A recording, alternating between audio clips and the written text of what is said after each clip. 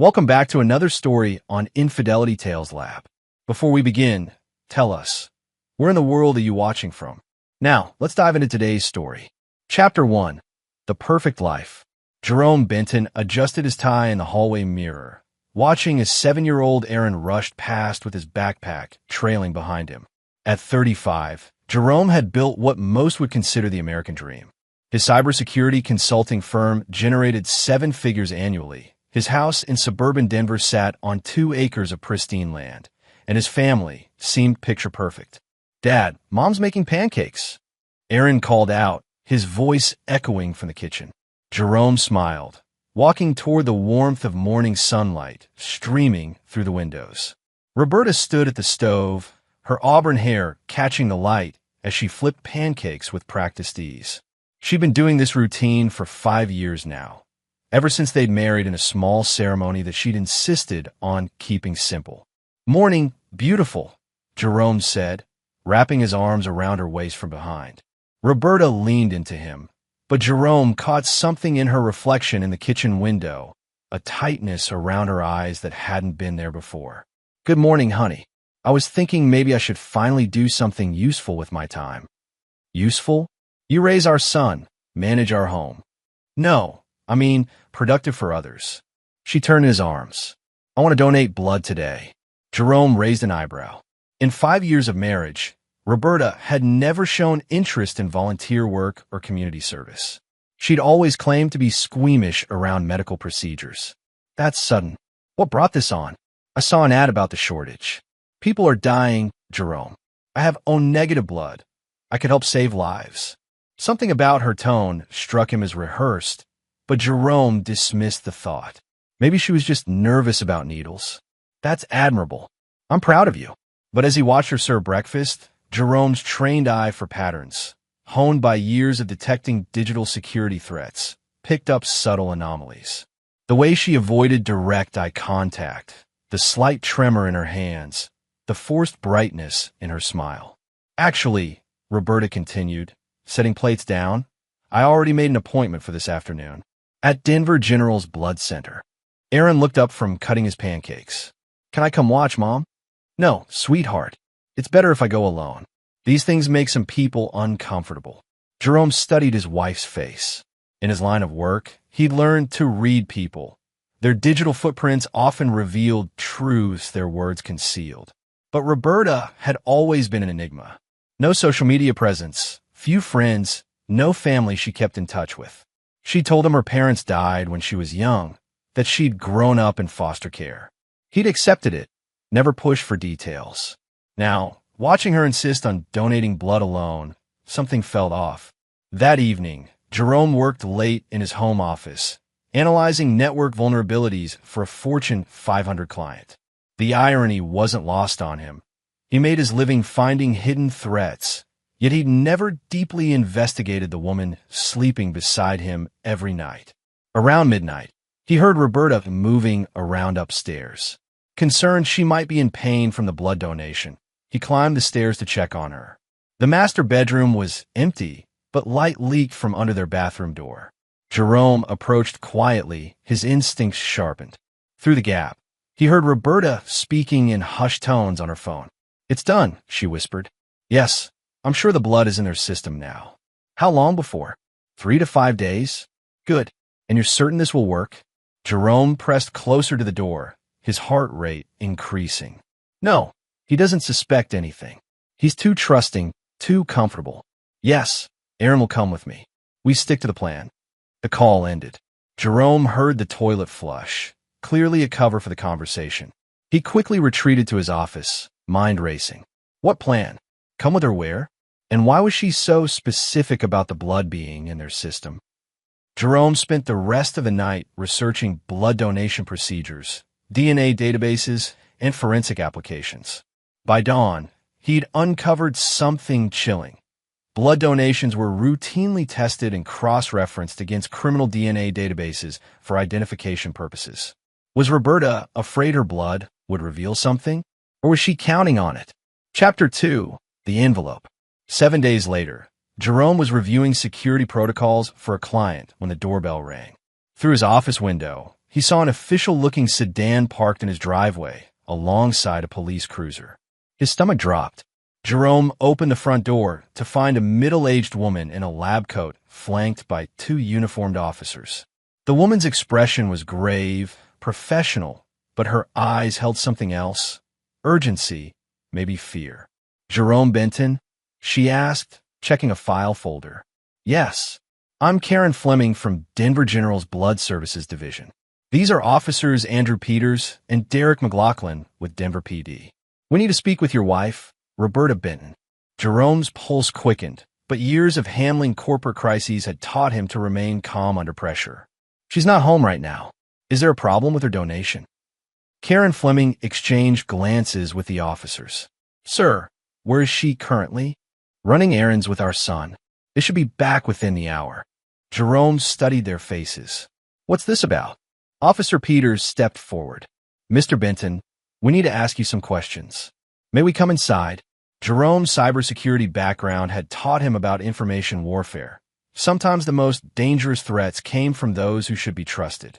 "I prefer to know what this concerns first." Karen Fleming's composure cracked slightly. She glanced around, then stepped closer, lowering her voice. "Mr. Benton, I'm going to be very direct with you. Pack your bags and leave the city with your son. Tonight. You don't want to know the reason, but..." She stopped herself, looking at the officers. "I could lose my job for this." "Ma'am," Officer McLaughlin warned. Jerome felt ice in his veins. "What did you find in her blood?" Karen reached in her folder and pulled out a sealed envelope. "Your wife's DNA sample triggered multiple alerts in our database. Federal alerts. I've never seen anything like it." She handed him the envelope with trembling hands. "Sir, I have a brother who went down a dark path. I know what it looks like when someone's in danger. Get your son and go." The officers looked uncomfortable but didn't stop her. Jerome took the envelope, his mind racing through possibilities. "How long do I have?" "They'll be here by tomorrow morning. Federal agents and probably others." Karen's voice was barely above a whisper. "Others who don't wear badges." After they left, Jerome sat in his living room, staring at the envelope. Part of him wanted to wait for Roberta to confront her directly, but his analytical nature demanded information first. He opened it. Inside was a formal DNA analysis report and a criminal history profile that made his blood run cold. The woman he'd married, the mother of his son, wasn't Roberta Koch from Iowa. She was Elena Valdez, wanted in connection with an armored car robbery in Phoenix that left 3 guards dead. The crime had occurred 6 years ago, a year before he'd met Roberta. But that wasn't the worst part. The second page detailed her suspected associations with Bernard Hammond, a mid-level organized crime figure who specialized in identity theft and financial fraud. According to the report, Elena Valdez had disappeared with over $2 million from the robbery, money that had never been recovered. Jerome's hand shook as he read the final page, a note from Karen Fleming written in her own handwriting. "Mr. Benton, I broke protocol to warn you because I've seen what these people do to families. Your wife's blood work also showed traces of a compound we'd never seen before, something that suggests she may have been systematically poisoning someone. The levels were consistent with long-term exposure. Please get yourself and your son checked immediately. And please run. K. Fleming." The room seemed to spin around him. Systematic poisoning. Jerome thought back over the past months. The occasional headaches, the fatigue he'd attributed to overwork, the stomach issues that had been getting worse. She'd been poisoning him. Jerome's phone buzzed with a text from Roberta. "Stuck in traffic. Won't be home for another hour. Love you." An hour. He had an hour to figure out his next move. Jerome had built his reputation by staying 3 steps ahead of cybercriminals who thought they were smarter than everyone else. Now he needed to apply that same strategic thinking to a much more personal threat. He walked to his safe and retrieved the .40 caliber Glock he'd purchased years ago but never had reason to use. Then he sat down at his computer and began to dig deeper into Elena Valdez's past. What he found made him understand that this wasn't just about a criminal hiding in plain sight. This was about a predator who had specifically targeted him, his resources, and his son for reasons he was only beginning to comprehend. Chapter 3. unraveling the web. Jerome's fingers flew across the keyboard as he dove deeper into Elena Valdez's background. His cybersecurity expertise gave him access to databases and cross-referencing tools that most people couldn't navigate. What he discovered painted a horrifying picture of calculated deception. Elena Valdez wasn't just a bank robber who'd assumed a new identity. She was part of a sophisticated, long-term fraud operation. Jerome pulled up property records, financial documents, and social media archives that revealed her pattern. She targeted successful men, married them under false identities, slowly poisoned them while gaining access to their assets, then disappeared after their deaths appeared natural. He wasn't her first victim. Court records from 3 different states showed similar cases. Harold Chun, a software engineer in Seattle, had died of natural causes at age 41 after marrying a woman named Sarah Mitchell. David Rodriguez, a real estate developer in Phoenix, had passed away from complications related to stress and overwork after marrying Jennifer Walsh. Elena Valdez had been both Sarah Mitchell and Jennifer Walsh. Jerome's blood ran cold as he calculated the timeline. Each marriage had lasted approximately 2 years. Each man had died after showing symptoms consistent with slow poisoning. Each widow had inherited substantial assets before vanishing completely. He'd been married to Elena for 5 years, longer than the others. Why? The answer came when he cross-referenced his business records with the timeline of their relationship. Jerome's cybersecurity firm had grown exponentially during their marriage, particularly after landing several government contracts. His net worth had increased from $2 million to over $15 million in 5 years. She'd been waiting for him to get richer. Jerome heard a car in the driveway and quickly minimized his screens. Through the window, he saw Roberta, Elena, getting out of her Honda with Aaron. They were laughing about something, Aaron carrying a bag from the toy store. His son, his innocent 7-year-old son who called this woman mom. Jerome's mind raced through scenarios. Confronting her directly would put Aaron in danger. Running, as Karen Fleming suggested, might work short-term, but Elena had connections to dangerous people. She'd find them eventually. No, Jerome realized he needed to be smarter than that.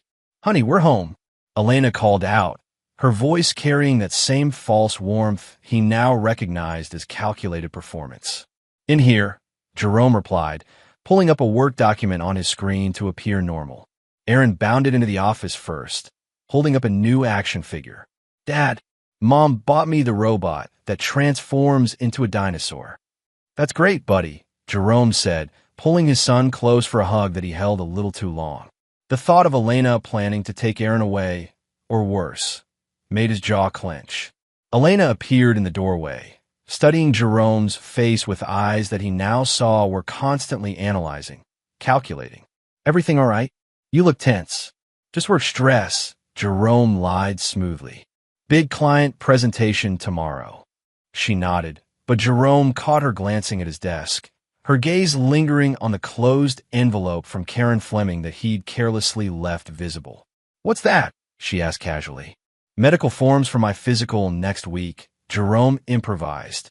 "Dr. Martinez wants updated blood work." Something flickered across Elena's face. Surprise, then concern, then calculation. "Blood work?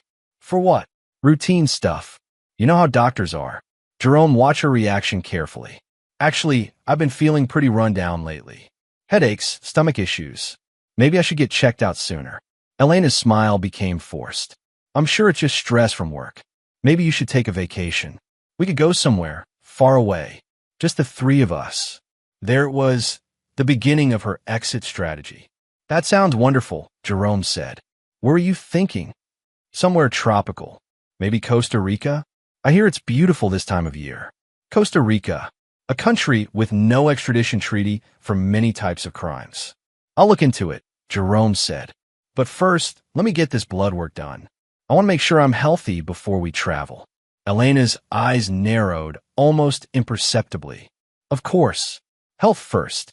That evening, after Aaron went to bed, Jerome sat in his office planning his strategy. He couldn't go to the police. Elena was clearly working with people who had resources to stay ahead of law enforcement for 6 years. He couldn't run without putting Aaron at risk long-term. But he could do what he did best: gather intelligence, identify vulnerabilities, and exploit them systematically.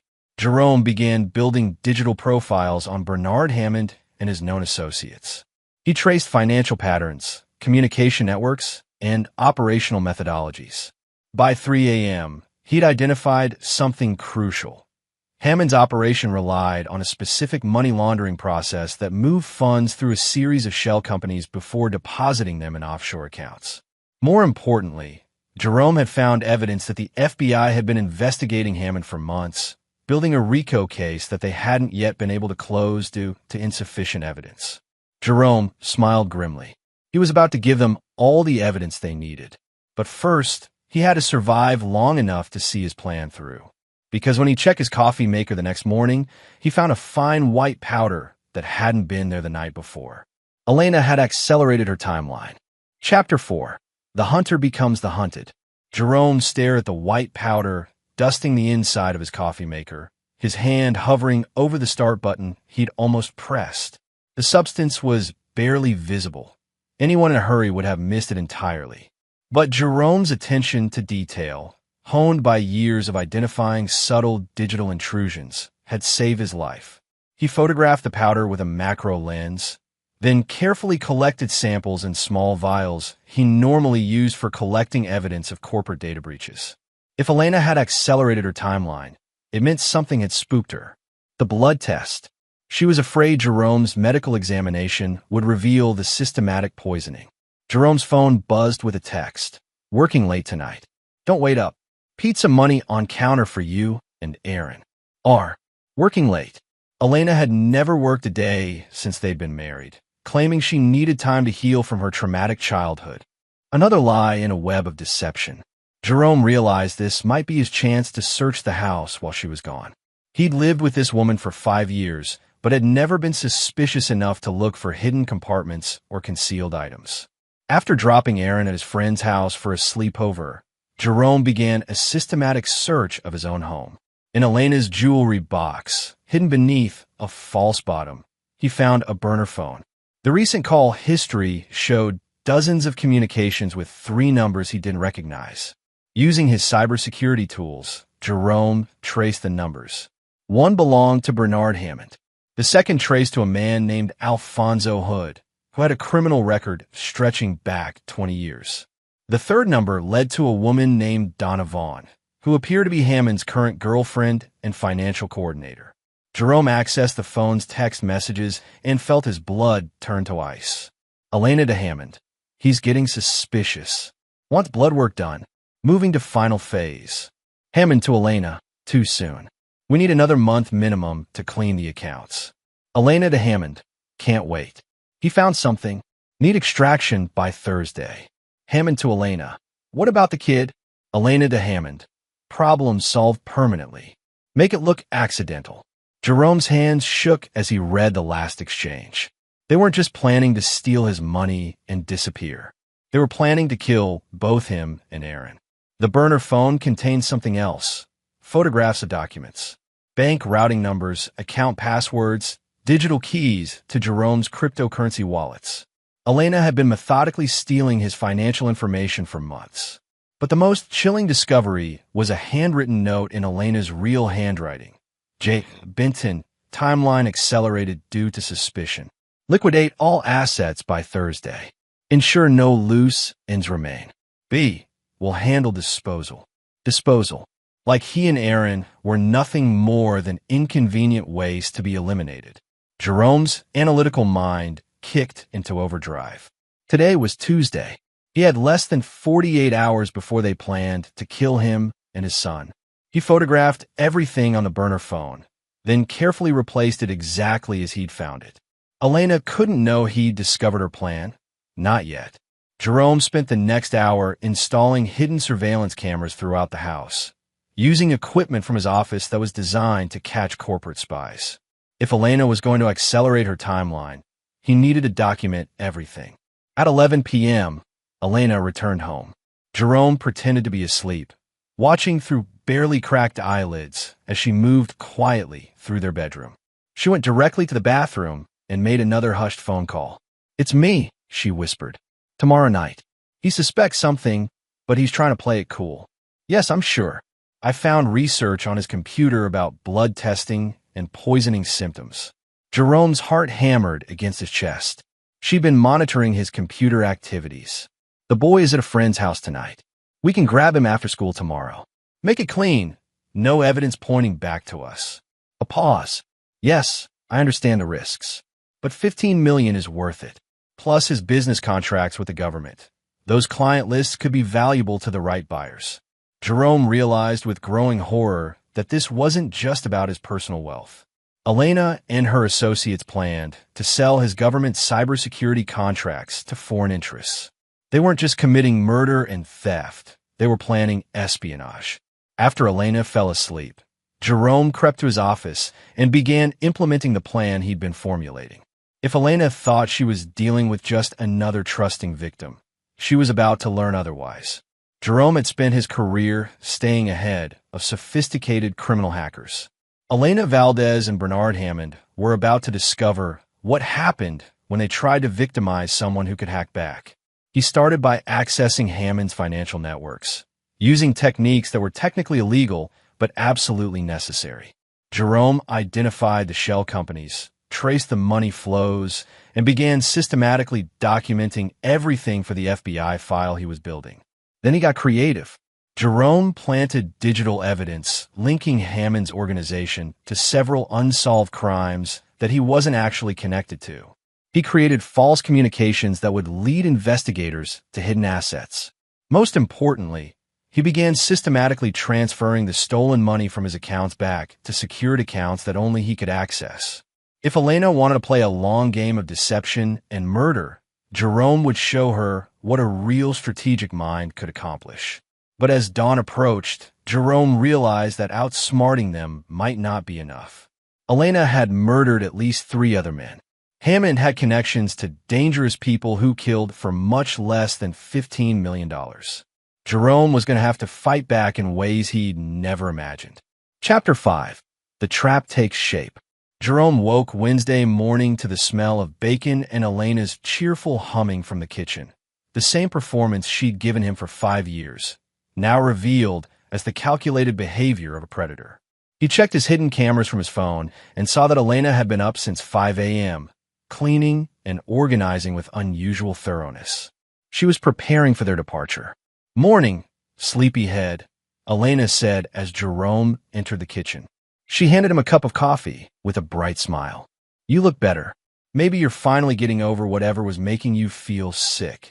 Jerome accepted the coffee but didn't drink it. Instead, he took it to the sink and poured it out, feigning a sudden stomach issue. "Actually, I think I need to stick to water for now. My stomach is still bothering me." Elena's smile faltered for just a moment. "Of course. I hope you feel better soon." Jerome's phone rang, a call he'd been expecting. "This is Jerome." "Mr. Benton, this is Dr. Martinez's office. We had a cancellation this morning. Could you come in at 10 a.m. for your blood work instead of next week?" "Perfect," Jerome said, loud enough for Elena to hear clearly. "I'll be there at 10. He'd arranged the call himself, using a voice actor from one of his client companies. Elena couldn't know that. "Blood work today?" Elena asked, and Jerome caught the slight tension in her voice. "Yeah, they had an opening. Might as well get it over with." Jerome studied her face. "Unless you think I should wait?" No. If you're feeling sick, you should definitely get checked out." Elena turned back to the stove, but Jerome saw her hands trembling slightly. At 9:45 a.m., Jerome left for his fake doctor's appointment. Instead, he drove to a secure location, a storage facility where he'd moved critical documents and backup equipment years ago as part of his disaster recovery planning. Jerome spent an hour transferring files to secured servers, documenting everything he discovered about Elena and her associates. He uploaded the evidence to multiple law enforcement databases using anonymous channels that would eventually reach the FBI task force investigating Hammond. But he also did something else, something that would have horrified his former ethical self. Jerome accessed Hammond's personal financial accounts and began transferring money to accounts controlled by Hammond's competitors and enemies. He planted digital evidence suggesting that Hammond had been stealing from his own crew. In the criminal underworld, such betrayal was typically met with swift and permanent justice. If Elena wanted to eliminate loose ends, Jerome would create some loose ends that would eliminate her first. His phone buzzed with a text from Elena. "How did the appointment go?" Jerome responded, "Still waiting for results. Doctor wants to run additional tests tomorrow. Says my blood work shows some abnormalities." The response came immediately. "What kind of abnormalities?" "Not sure yet. Something about toxin levels." Doctor seemed concerned. There was no response for several minutes. Then, coming home early. "Need to talk." Jerome smiled grimly. His fake medical crisis was forcing Elena to move even faster than planned, which would make her sloppy. He drove to Aaron's school and checked his son out early, claiming a family emergency. As they drove home, Jerome looked at Aaron in the rearview mirror. Innocent, trusting, completely unaware that the woman he called mom was planning to kill him. "Dad, is something wrong?" Aaron asked. "You look scared." Jerome met his son's eyes in the mirror. "Aaron, I need you to listen carefully. Do you remember the safe word we talked about? The one for emergencies?" "Thunder," Aaron said immediately. "Good. If I say that word tonight, I need you to go directly to our neighbor Mr. Yang's house and call 911. Don't pack anything. Don't ask questions. Just run as fast as you can. Understand?" Aaron's eyes widened. "Is Mom okay?" Jerome's heart broke a little. Aaron would learn soon enough that the woman he thought was his mother was actually a stranger who'd been living among them like a parasite. "Mom will be fine," Jerome lied. "This is just a precaution." When they arrived home, Elena was waiting in the living room with 2 suitcases. Her friendly mask had slipped, replaced by something cold and calculating. "I've been thinking," she said. "We should take that vacation we talked about. Tonight." Jerome set down his keys carefully, his hand moving closer to the concealed pistol he now carried. "Tonight? That seems rushed. Your health scare made me realize how precious time is.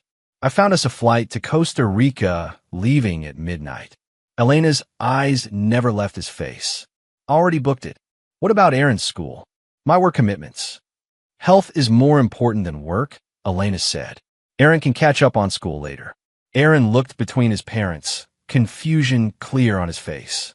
Jerome could see that his son sensed the tension but didn't understand its source. "That sounds wonderful," Jerome said carefully. "But I'd like to wait until my test results come back."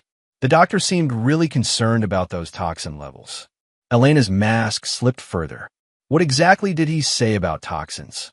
"He asked if I'd been exposed to anything unusual at home or work. Said the levels were consistent with systematic exposure over months." Jerome watched Elena's reaction. He wanted to test the whole family for similar exposure. Something flickered in Elena's eyes. Panic, then calculation, then cold resolve. "You know what?" Elena said, her voice suddenly bright again. "You're absolutely right. We should all get tested before we travel, just to be safe." Jerome felt ice in his veins. Elena had just agreed to something that would expose her crimes, which meant she had no intention of any of them living long enough for blood tests to matter. She was moving to the final phase tonight. Jerome glanced at the clock for 30 p.m. In less than 8 hours, Elena and her associates planned to murder him and Aaron. But Elena had made one critical mistake. She'd underestimated exactly how dangerous Jerome could become when someone threatened his child. Chapter 6. Endgame Approaches. As evening approached, Jerome maintained a facade of normal family life, while every nerve in his body screamed danger. Elena had been making subtle preparations all afternoon, packing items in ways that suggested she never intended to return, making hush phone calls when she thought he wasn't listening. At 6 p.m., Jerome received a text from an unknown number. Package delivery at 9 p.m. Ensure recipients are home and prepared for pickup. Management. The message was clearly meant for Elena, sent to Jerome's phone by mistake. Bernard Hammond's crew was coming at 9 p.m. to pick up Jerome and Aaron. Jerome deleted the message and began his final preparations. He'd spent the afternoon strategically placing evidence throughout the house. Documents linking Elena to her previous identities, financial records showing the money transfers, and most importantly, communications between Elena and Hammond discussing their murder plans. When police eventually searched the house, they'd find a complete record of the conspiracy. At 7 p.m., Jerome suggested they order pizza for dinner. Elena agreed, seeming distracted by her own preparations. While she was in the shower, Jerome did 3 critical things. He activated all the hidden cameras he'd installed. He sent encrypted files to his lawyer with instructions to deliver them to police if anything happened to him. And he made a call to Roland Young, their elderly neighbor. "Mr. Young, it's Jerome Benton from next door. I need a favor, and I can't explain why right now." "Of course, Jerome. What do you need?" "In about an hour, I might need you to take Aaron for the night. If he comes to your door alone and seems frightened, please take him in and call 911 immediately." There was a pause. "Jerome, are you in danger?" "I hope not. But if something happens, please remember that Aaron is innocent. He doesn't know anything about what's going on." "I understand. We'll keep him safe." At 8:30 p.m., Jerome was helping Aaron with homework when Elena announced she needed to run to the store for travel supplies. She'd be back in 30 minutes. Jerome knew this was a lie. Elena was meeting with Hammond's crew to finalize their plans. The moment her car left the driveway, Jerome activated his contingency plan. "Aaron," he said, kneeling down to his son's level, "I need you to listen very carefully. Remember what I told you earlier about going to Mr. Yang's house?" Aaron nodded, his eyes wide with growing fear. "I need you to go there now. Tell Mr. Yang that your dad said, 'Thunder,' and that you need to stay there until morning." "But Dad..." "Aaron," Jerome gripped his son's shoulders gently. "I know you're scared, and I know you don't understand. But the most important thing you can do right now is go to Mr. Yang's house and stay there.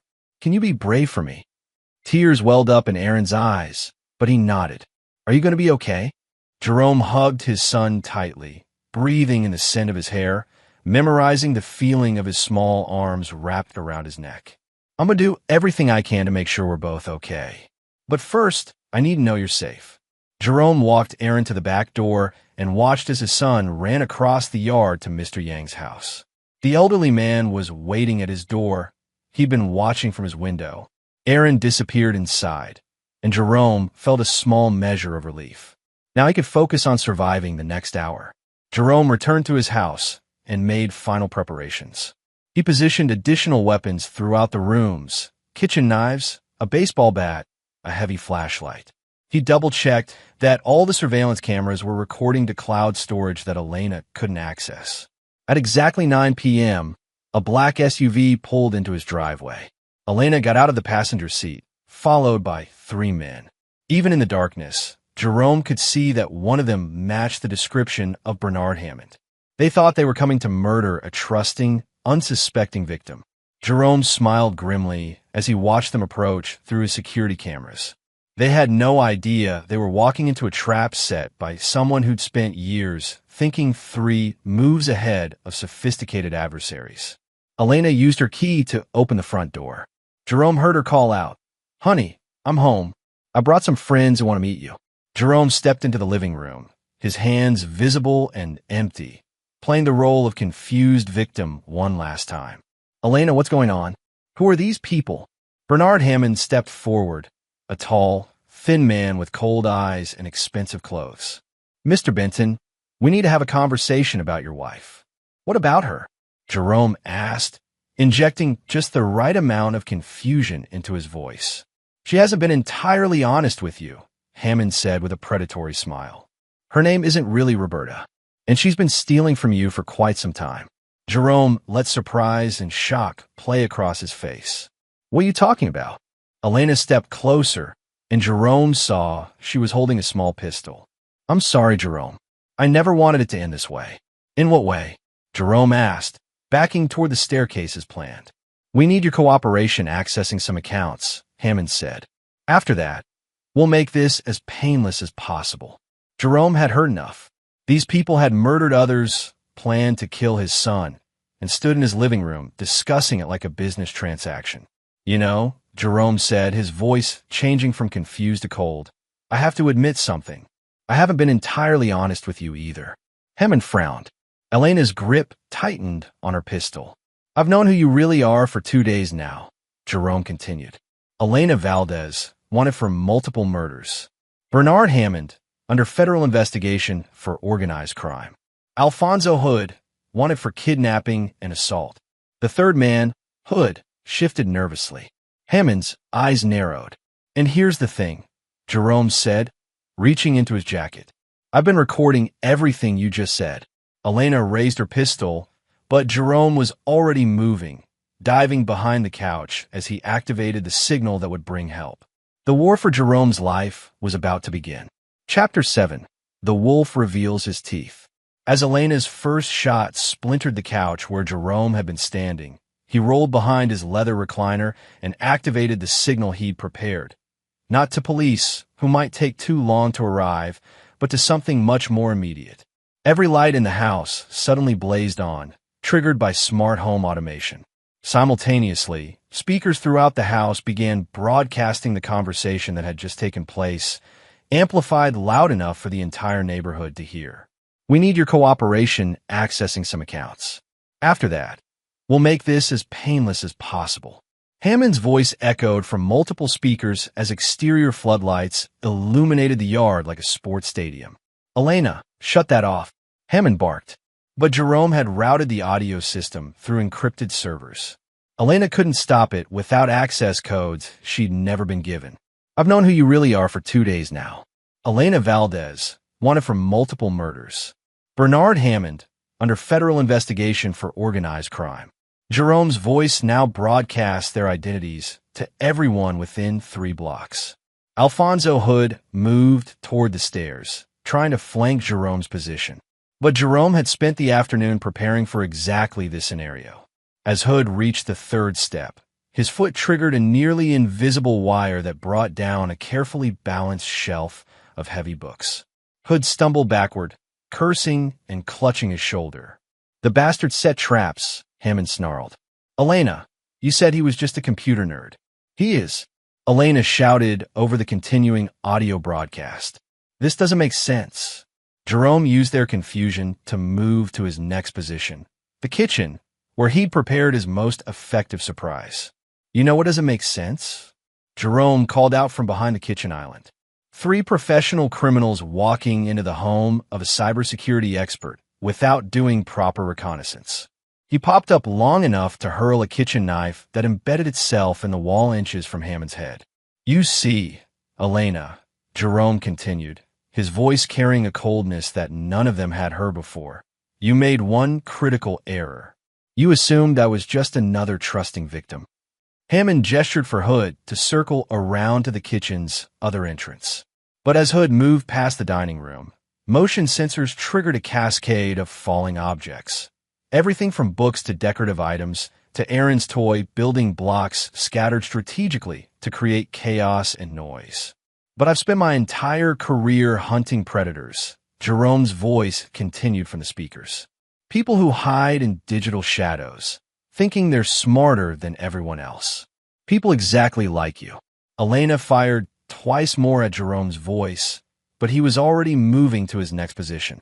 From the pantry, Jerome called out, Did you know, Bernard, that your financial records are currently being downloaded by FBI servers? Every shell company, every money transfer, every communication with Elena? Hammond's face went pale. You're bluffing. Am I? Jerome's laugh was cold. Elena, check your burner phone. See if you can reach Donovan. Elena fumbled for her phone, her hands shaking. After a moment, her face went white. Bernard, it's disconnected. The number doesn't work anymore. That's because, Jerome continued, Ms. Vaughn was arrested about an hour ago. Seems someone provided federal agents with detailed evidence of her role in money laundering operations. This was actually a lie. Jerome hadn't been able to arrange Donna's arrest. But Elena didn't know that. Hood had finally made it to the kitchen side entrance. He kicked open the door, pistol raised, only to trigger Jerome's most elaborate trap. A thin wire released a bag of flour that exploded in Hood's face, temporarily blinding him. In the same instant, Jerome emerged from the pantry behind him. Years of staying in shape had kept Jerome stronger than his enemies expected. He brought a cast iron skillet down on Hood's gun hand, hearing bones crack. Hood screamed and dropped his weapon. Jerome kicked the pistol away and grabbed Hood in a chokehold. "Elena," he shouted, "drop your gun or I snap your friend's neck." "Don't listen to him," Hammond yelled. "He's not a killer." "You're right," Jerome said calmly. "Normally I'm not, but you threatened my son." Something in Jerome's tone made Hammond step back. Elena's hand wavered. "Here's what's going to happen," Jerome continued, tightening his grip until Hood started making choking sounds. "Elena, you're going to put down your weapon and tell me exactly where you've hidden my money." I can't," Elena stammered. "Wrong answer." Jerome applied more pressure. Hood's face was turning purple. "Offshore accounts," Elena blurted out. "Bernard has the routing numbers." Jerome looked at Hammond, who was calculating whether he could get a clean shot. "Bernard, you're going to give me those routing numbers, or I'm going to release the evidence I've gathered to some very interesting people." "What people?" "Remember those competitors' accounts I transferred money to earlier? Turns out they're very interested in learning who's been stealing from them. Amazing how easy it is to forge communications in the digital age." Hammond's face went ashen. In the criminal underworld, being suspected of stealing from other criminals was a death sentence. "You set us up," Hammond whispered. "From the moment I found out who Elena really was," Jerome confirmed. "Did you think you were dealing with some suburban husband who'd roll over and die quietly?" Jerome released Hood, who collapsed gasping to the floor. But instead of helping his associate, Hammond raised his pistol toward Jerome. "Maybe not," Hammond said, "but you're still going to die tonight." That's when Roland Yang's voice called out from the front door, "Police! The house is surrounded." It wasn't actually police. It was Jerome's elderly neighbor with a megaphone, following instructions Jerome had given him. But in the chaos and stress of the situation, Hammond hesitated just long enough. Jerome dove toward the fallen pistol as sirens, real ones this time, began wailing in the distance. The final act of Jerome's plan was about to begin. Chapter 8. Justice Served Cold. The approaching sirens weren't actually police. They were fire trucks responding to the gas leak that Roland Yang had reported as part of Jerome's contingency plan. But the sound was enough to rattle Hammond's already fraying nerves. As Jerome reached for Hood's dropped pistol, Elena made a desperate choice. Instead of trying to escape, she lunged toward Jerome with a knife she'd been concealing. "If I'm going down," she snarled, "you're coming with me." But Jerome had seen the knife's reflection in the stainless steel refrigerator. He rolled sideways as Elena's blade struck the kitchen floor where his head had been. Coming up in a crouch, Jerome grabbed a heavy marble cutting board and swung it like a club. The impact sent Elena sprawling backward into the dining room. Hammond tried to use the distraction to line up a shot, but Jerome was already moving. Years of playing racquetball had kept his reflexes sharp. He dove behind the kitchen island as Hammond's bullet shattered dishes in the cabinet behind him. "This is over, Hammond," Jerome called out. "The FBI has enough evidence to put you away for life. Then I've got nothing to lose." Hammond shouted back, but Jerome heard something in Hammond's voice that suggested otherwise. Fear, desperation, the realization that his carefully constructed criminal empire was collapsing. From his position behind the island, Jerome could see Hood try to crawl toward the back door. Elena was pulling herself upright, blood running from her nose where the cutting board had connected. "You know what your real mistake was?" Jerome asked conversationally, as if they were having coffee instead of a gunfight. "You targeted someone with a son." Jerome emerged from behind the island, but not where Hammond expected. He'd moved to the far end, coming up near the kitchen window. "Everything I built, everything I achieved, it was all for Aaron, and you threatened to take him away from me." Hammond spun toward Jerome's voice, but Jerome was already throwing another knife. This one caught Hammond in the shoulder, spinning him around and sending his pistol skittering across the hardwood floor. Elena tried to grab Hammond's gun, but Jerome was faster. He kicked it away and stood over her, Hood's pistol now in his hands. "It's over," Jerome said simply. Elena looked up at him with pure hatred. "You think you've won? Bernard's people will hunt you for the rest of your life." Jerome smiled coldly. "What people, Elena?" "The ones I've been systematically destroying for the past 24 hours. He pulled out his phone and showed her a series of news alerts he'd been monitoring. Alfonso Hood, wanted for questioning in 3 states.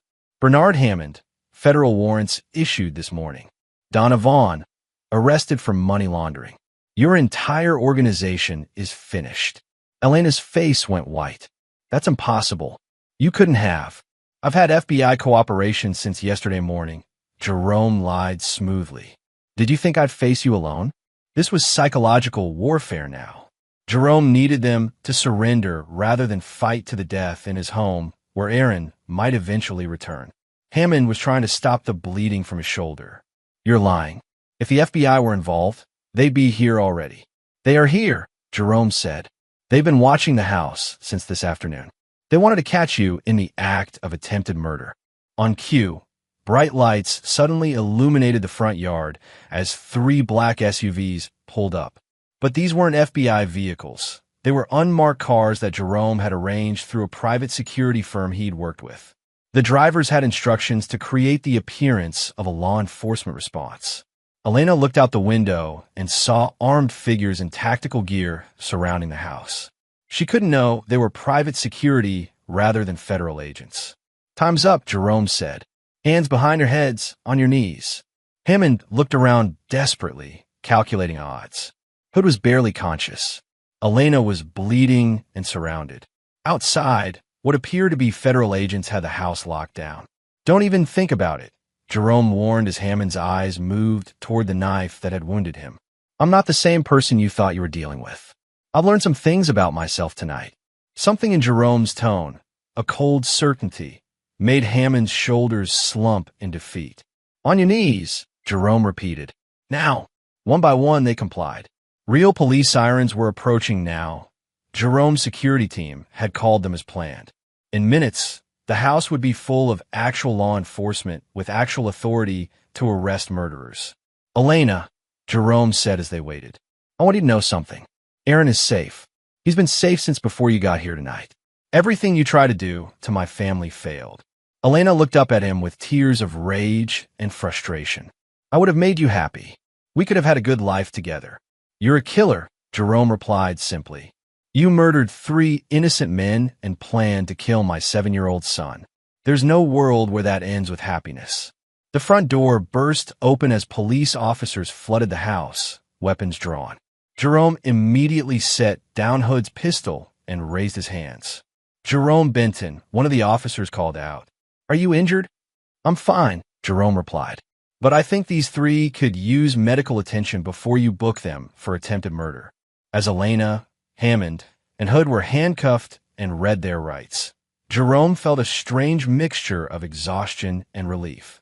His plan had worked. Aaron was safe. The people who'd threatened his family were going to prison for a very long time. But he also felt something else, a recognition that he'd discovered capabilities within himself that he'd never known existed. When someone threatened his child, Jerome Benton had become someone capable of systematic, patient, devastating revenge. He hoped he'd never need to become that person again. But if he did, he now knew exactly what he was capable of. Chapter 9. New Beginnings. 3 months later, Jerome sat in the Denver FBI field office, reviewing the final paperwork in the case against Elena Valdez and her associates. Special Agent Karen Fleming, the blood bank worker who'd originally warned him, had been temporarily assigned to the FBI task force as a consultant. The grand jury returned indictments on all charges, Agent Fleming told him. Elena's looking at life without parole. Hammond got 25 to life. Hood took a plea deal, 15 years in exchange for testifying against the others. Jerome nodded, feeling a sense of closure he'd been waiting months to experience. What about the other victims? The men Elena killed previously? Those cases have been reopened. Elena's cooperation helped us recover evidence that had been overlooked originally. The families finally have answers. Jerome thought about those families. People who'd lived for years not knowing why their loved ones had died, never suspecting murder. At least now, they had truth, even if it couldn't bring their husbands and fathers back. There's something else, Agent Fleming continued. The Bureau wants to offer you a consulting position. Your methods for tracking financial crimes and cyber evidence were innovative. Jerome smiled wryly. Innovative is a diplomatic way of putting it. You saved lives, Mr. Benton. Your own and your son's, obviously, but also future victims. Elena's pattern showed she was escalating, becoming more confident, more violent. She would have killed again. After leaving the FBI building, Jerome drove to Aaron's school to pick him up. His son had handled the aftermath of that night remarkably well, considering. Jerome had been honest with him, age-appropriately, about what Elena had done and why she was no longer part of their lives. She wasn't really my mom, was she? Aaron had asked during one of their talks. No, Jerome had replied. She was someone who pretended to be your mom, but she never really loved us the way a real family member would. But you love her? Aaron had pressed. Jerome had considered this carefully.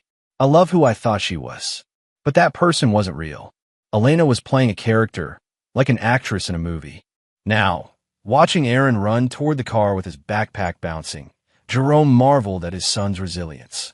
Children, he'd learned, were remarkably adaptable when the adults around them provided stability and honesty. Dad, Aaron called out as he climbed into the passenger seat. Guess what? Mrs. Peters says we're starting a unit on computer programming next week. Is that right? Jerome asked, pulling away from the school. Interested in learning about computers? Maybe. I want to understand what you do for work. Mrs. Peters says you help keep bad people from stealing information. Jerome glanced at his son in the rearview mirror. That's part of it, yes. Could you teach me? I want to help catch bad people too. Jerome felt a complex mixture of pride and concern. Aaron's interest in justice was admirable, but Jerome hoped his son would never need to develop the darker skills that recent events had revealed in himself. We'll start with the basics, Jerome said. Computer programming, digital security, research methods. The rest, well, hopefully you'll never need the rest. That evening, Jerome was working in his home office when Aaron appeared in the doorway with a serious expression. Dad, can I ask you something? Always. Aaron sat down in the chair across from Jerome's desk, the same chair where Elena had once sat, planning their deaths. Jerome had replaced all the furniture from that room, but he'd kept this chair as a reminder never to be complacent about the people he trusted. Were you scared that night? Aaron asked. When the bad people came to our house. Jerome considered his answer carefully. Yes, I was scared, but not for myself. For me? For you, Jerome confirmed. I was terrified that something would happen to you before I could stop them. Aaron nodded thoughtfully. But you weren't scared of them hurting you? Once I knew you were safe, I wasn't scared anymore. I was angry. Jerome looked directly at his son. Aaron, there's something important I want you to understand. I never want you to have to do the things I did that night. Violence should always be the last resort. Only when someone is threatening the people you love and there's no other choice. But sometimes it's necessary. Sometimes, Jerome agreed reluctantly. But only when you've exhausted every other option and only to protect innocent people who can't protect themselves. Aaron was quiet for a moment. Do you think Elena ever really cared about us? This was the question Jerome had been dreading, but also the one he knew Aaron needed to ask. I think Elena cared about what we could give her, Jerome said carefully. Our money, our house, the security of our life together. But real love, the kind where you put someone else's happiness before your own. No, I don't think she was capable of that. How can you tell the difference? Aaron asked. Between someone who really loves you and someone who's pretending? Jerome thought about this for a long time. It was perhaps the most important question his son would ever ask. Real love is consistent, Jerome finally said. It doesn't change based on what's convenient or profitable. Real love means wanting the best for someone even when it costs you something. And real love is honest. It doesn't require lies or secrets to survive. Aaron nodded seriously. I love you, Dad. I love you too, son. And that's real love, the kind that would make me fight the whole world to keep you safe. Later that night, after Aaron had gone to bed, Jerome stood in his backyard looking up at the stars. The house felt different now, cleaner somehow, as if Elena's departure had removed a contamination he hadn't even realized was there. His phone buzzed with a text from Agent Fleming. Final update. Elena's been transferred to federal prison. She'll never be a threat to you or Aaron again. Sleep well. You earned it. Jerome deleted the message and put his phone away. He'd spent months looking over his shoulder, waiting for some remaining threat to emerge. But Hammond's organization had collapsed completely. Elena's other criminal contacts had either been arrested or fled the country to avoid association with the federal investigation. For the first time in years, Jerome felt truly secure. But he also felt changed. The man who'd lived in this house with Elena had been trusting, perhaps naively so. The man standing in his backyard tonight was someone who would never again accept people at face value, who would always be analyzing, always watching for threats to his family. Jerome wasn't sure if this transformation was entirely good or bad. He'd lost some innocence, some faith in the basic goodness of people. But he'd gained something too, the knowledge that he could protect what mattered most to him, no matter what it required. As he walked back toward the house, Jerome made a silent promise to himself and to Aaron. He would use his newfound awareness to build a life of genuine security and happiness. He would be careful about who he trusted, but he wouldn't let paranoia isolate him from meaningful connections. And if anyone ever again threatened his son, they would discover, as Elena, Hammond, and Hood had learned, that Jerome Benton was far more dangerous than he appeared. But for now, it was enough to simply be a father, safely home with his child, looking forward to whatever tomorrow might bring. The nightmare was over. Their real life could finally begin. And there you have it. Another story comes to an end. What did you think? I'd love to hear your thoughts in the comments below. If you enjoy this story, consider joining our community by subscribing. It means the world to us. For more stories like this one, check out the recommended videos on screen. And I'll see you there. Welcome back to another story on Infidelity Tales Lab. Before we begin, tell us, where in the world are you watching from? Now, let's dive into today's story. Chapter 1. The Toast That Changed Everything. Rex Hastings had always been a man who remembered everything. Every slight, every kindness, every moment that mattered. As he stood in the opulent ballroom of the Grandview Country Club, watching his new wife Gwendolyn Charles, now Hastings, dance with her father Philip Charles, he should have felt nothing but joy. Instead, a cold calculation had begun forming in his mind. The wedding had been perfect, at least on the surface. Gwen looked radiant in her designer gown, her auburn hair cascading in perfect waves. The Charles family had spared no expense: crystal chandeliers, imported flowers, and a guest list that read like a who's who of the city's elite. Rex had paid for none of it, a fact that Philip Charles made sure everyone knew. Ladies and gentlemen, if I may have your attention, Glenn Charles, Gwen's younger brother, stood with a champagne flute raised high. At 28, Glenn was everything Rex wasn't: trust fund privileged, Harvard educated, and possessed of the casual cruelty that came with never wanting for anything. The room quieted as Glenn's voice carried across the marble floors. I'd like to make a toast to my sister and her new husband. His eyes found Rex across the room, a smirk playing at his lips. You know, when Gwen first told us about Rex, we were surprised. She married down. This guy's been living in his mom's basement since high school. Laughter rippled through the crowd. Rex felt every eye in the room turn to him, saw the mixture of pity and amusement on the faces of Gwen's friends and family. His wife, stood frozen, not defending him, not stopping her brother, just standing there with a tight smile. Philip Charles rose from his seat at the head table, his silver hair gleaming under the lights. "Welcome to the family, loser," he called out, raising his own glass. The laughter grew louder. Rex had lived in his mother's basement for 6 months while he renovated the house he'd bought with cash from his military savings. The house that was now worth $2 million. The house that Gwen had moved into without ever asking about its origins. But they didn't know that. They saw what they wanted to see: a 32-year-old mechanic who worked with his hands, who wore Walmart suits to family dinners, who drove a 15-year-old pickup truck. They never asked why his mother's basement had custom Italian marble, or why he paid cash for everything, or why he never seemed concerned about money despite his modest job.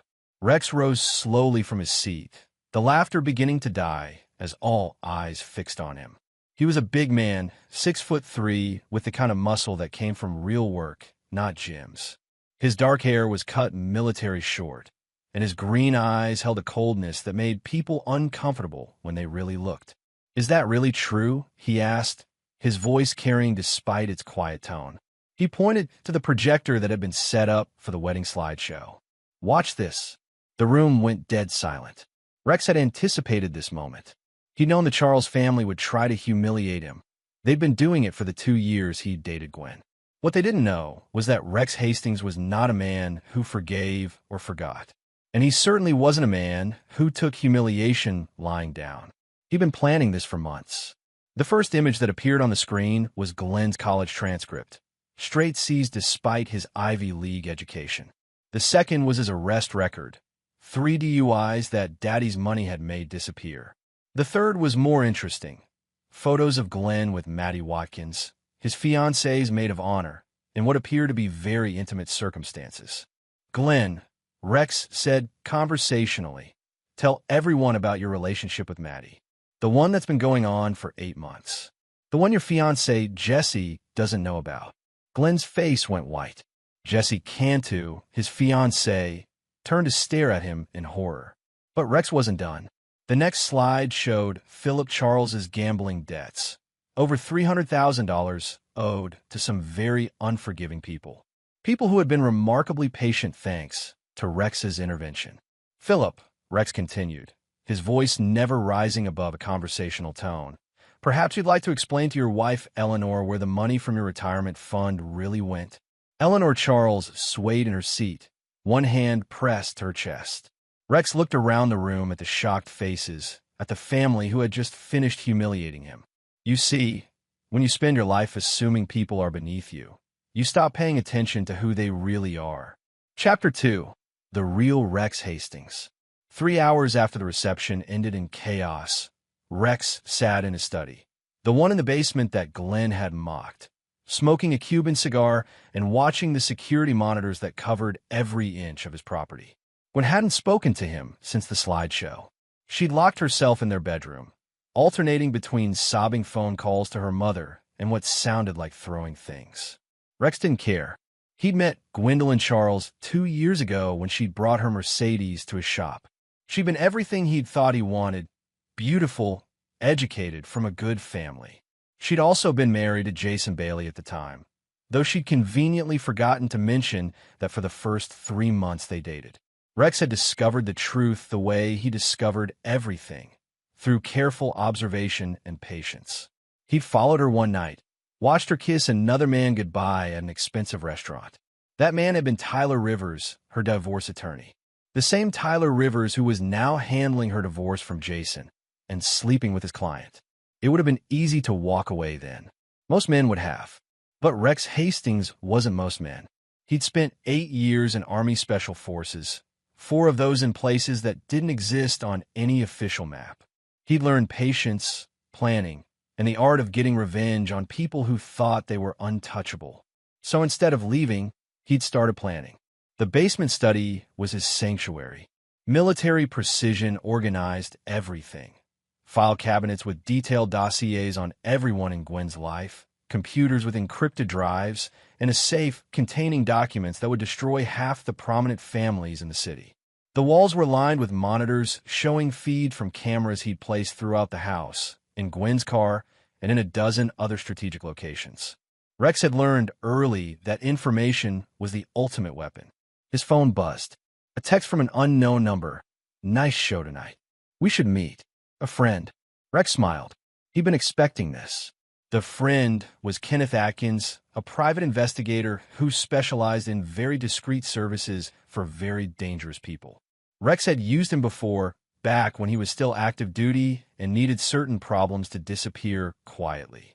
Kenneth had reached out 6 months ago, after Rex had started making inquiries about Tyler Rivers.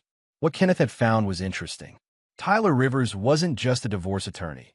He was a specialist in helping wealthy wives disappear their assets before their husbands caught on.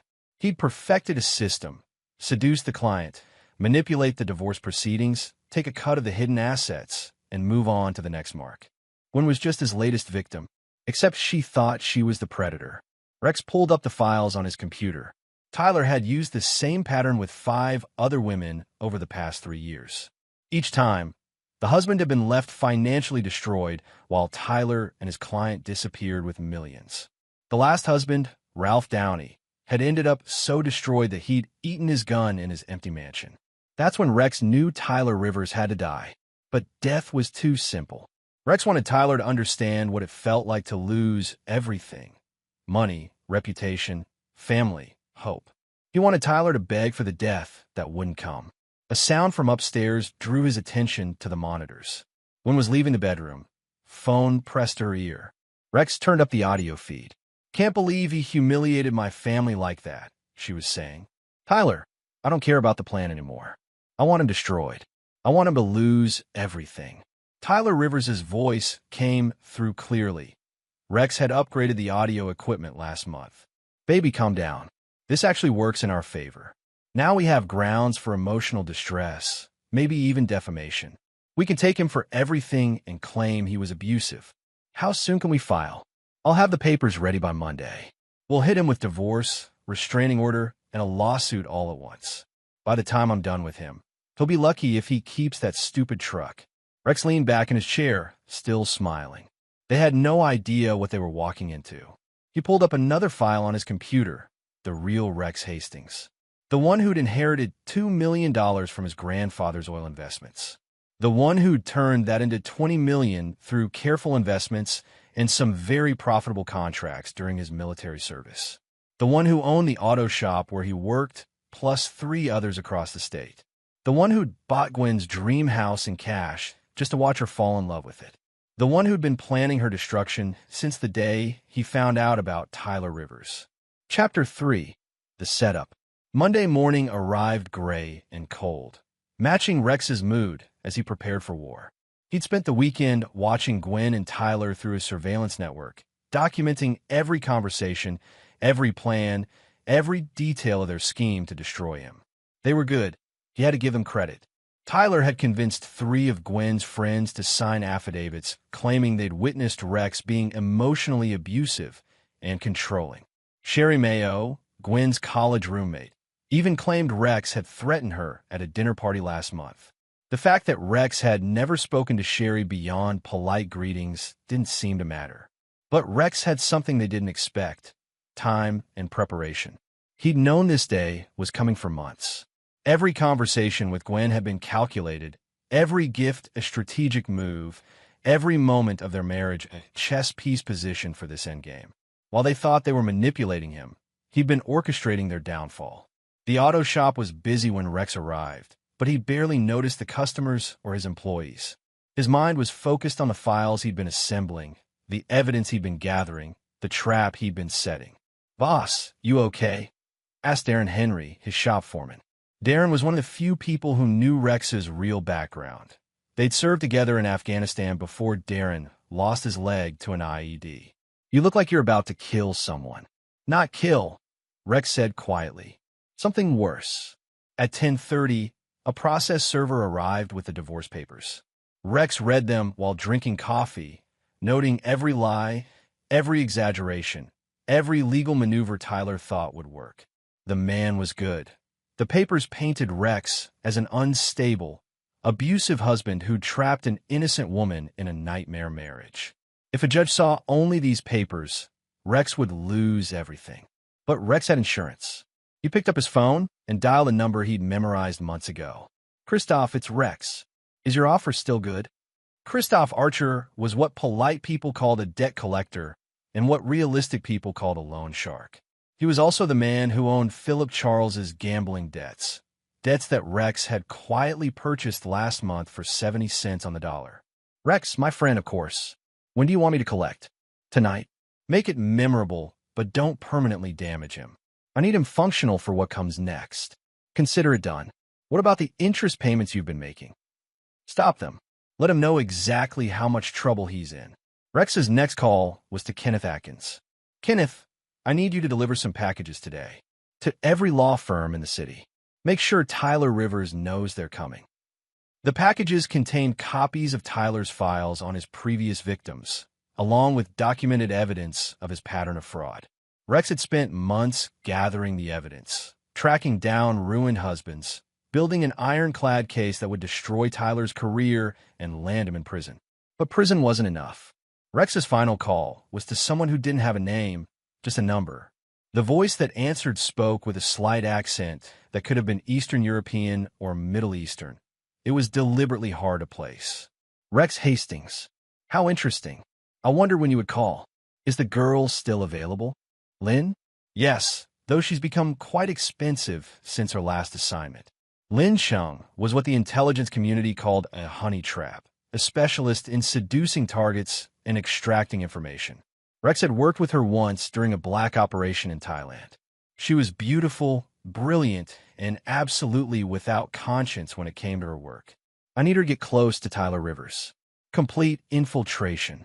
Make him fall in love. Make him trust her. Make him tell her everything. Timeline. She has 2 weeks to make contact, 1 month to gain his trust.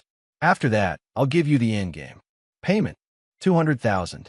Plus a bonus if she's willing to go further than usual. How much further? Rex smiled coldly. As far as necessary.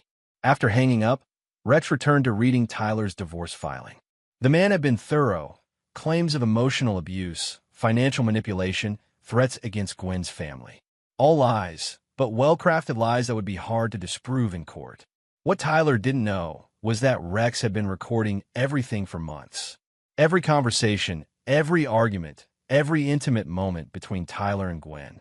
The cameras in their house weren't just for security, they were insurance policies. But more than that, Rex had spent 2 years studying Tyler Rivers the way a sniper studies a target. He knew Tyler's weaknesses, his fears, his guilty secrets.